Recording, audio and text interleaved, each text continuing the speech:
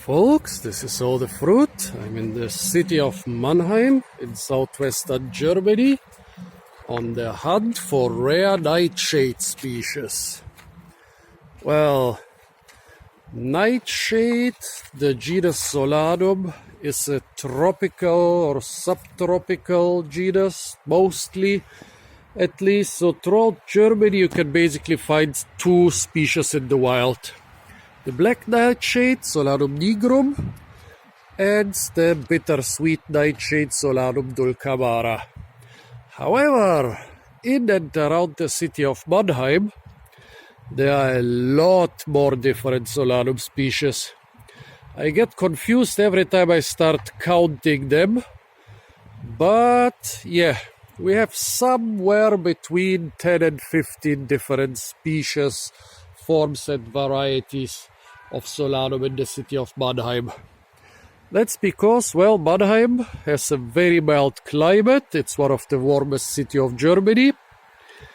It has a giant harbor and lots of giant train stations, and also the sandy soil in most of the city helps create some sort of, almost subtropical climate at times. So let's see what types of Solanum we have here. I already looked around and I found two species which even most German botanists will not be able to tell apart without a book. At most will not even bother to identify them because they will think this is all the black nightshade, Solanum nigrum. Well, here it is. The common black nightshade, Solanum nigrum, with still unripe fruit. And here, right next to it, well, this could be a different form of Solanum nigrum, but it isn't. It's a totally different species. It's the hairy nightshade or fruit-leafed nightshade, Solanum sarachoides. Here they both grow together almost as a single plant. So look, this one with the more toothed leaves is Solanum nigrum, while the other one is Solanum sarachoides. However, the leaves are not really a good criterion for this. Well, as you can see, the Solanum nigrum is not very hairy, while Solanum sarachoides is quite hairy and sticky. Here you can see some sand has been blown over those plants. No sand is sticking to the leaves of Solanum nigrum, but lots of sand is sticking to the leaves of Solanum sarachoides. There are hairier forms of Solanum nigrum in mild parts of Germany, like Mannheim, but they are just hairy and not as sticky as Solanum sarachoides. Yeah, and also this typical Solanaceae smell is kind of different in the leaves of Solanum sarachoides, but all those are not really good criteria for telling them apart. But if you remember, the Solanum sarachoides is also called the leafed fruit Solanum. So let's pick a couple little berries of Solanum nigrum and a couple little berries of Solanum sarachoides and compare them. And here you can immediately see that we have two totally different species. To the right is Solanum nigrum. The berries are still unripe, completely green. And the calyx is covering less than 1/3 of the berry. Here you have Solanum sarachoides. And the calyx is not just as long as the berry, it's up to 1.5 times as long as the berry. Well, I tried unripe Solanum nigrum berries and they were disgusting. Well, the ripe Solanum nigrum berries were quite nice. But Solanum sarachoides, there is a little problem about identifying the ripe berries. Well, Solanum sarachoides has berries which don't turn black when they get ripe. You know, with the black nightshade it's easy. Green fruit is green, black fruit is ripe. With the yellow nightshade it's the same. Green fruit is green, yellow fruit is ripe. But with this one, it's a little bit trickier because the berries don't turn any different color. So how can you or how can some animal recognize that the berries are ripe? Well, there is actually quite an easy way to recognize that the berries are ripe. When you look under the plant, you will see that there are some berries which have been shed together with the calyx and together with several millimeters of the stem, of the peduncle. See, there was no animal that ripped them off, but the plant dropped them, I guess, in order to tell the animals that they are ripe. And look, the calyx is so sticky, a lot of sand and dirt is sticking to it.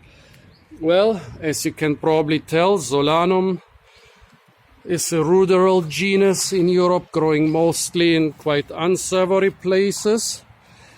And the fruit being dropped to the ground, well, it doesn't make them more clean, and having a very sticky calyx also doesn't make the whole business more clean. But here we gotta try a ripe Solanum sarachoides berry. By the way, folks, there are websites which say Solanum nigrum is edible, but Solanum sarachoides is poisonous.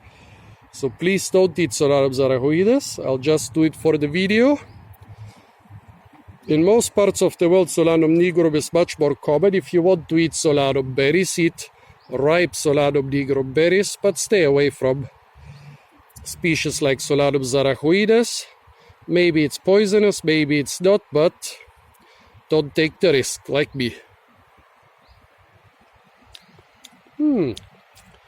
Nice.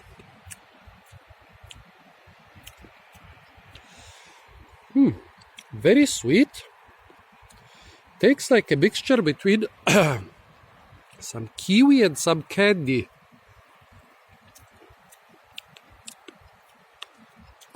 Yeah. Oh. Like kiwi, a little bit like a tomato. Very sweet with some candy taste, some artificial candy taste. There is a slight bitterness in the aftertaste. I mean, the related species is called the bittersweet nightshade because of its taste, although I think it's the taste of the root. Pity that those websites cannot agree whether this is edible or not.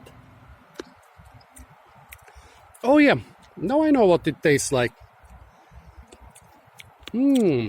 Like a really nice, really ripe lantern cherry, physalis.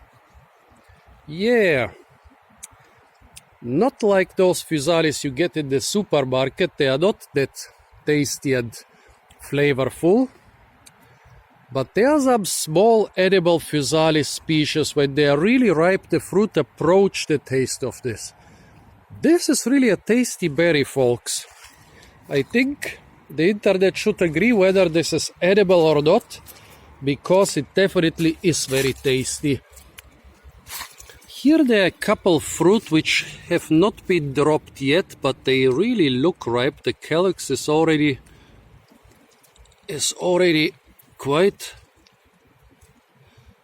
quite yellow and wilted. Some of them are coming off the stem easily, some are not. As you can see here, there seems to be some sort of joint, some sort of neo-elbow-like joint where the fruit gets disattached when it's ripe enough, in order to tell the animals that this green fruit is actually ripe. Well, let's try those. A couple of them I had to force them off the stem, but a couple of them basically fell into my hand. Nice. Not as sweet as the ones on the ground, but wow, they taste like a really nice physalis. Yummy. Pity they are so small. Somebody should breed them into big cultivars.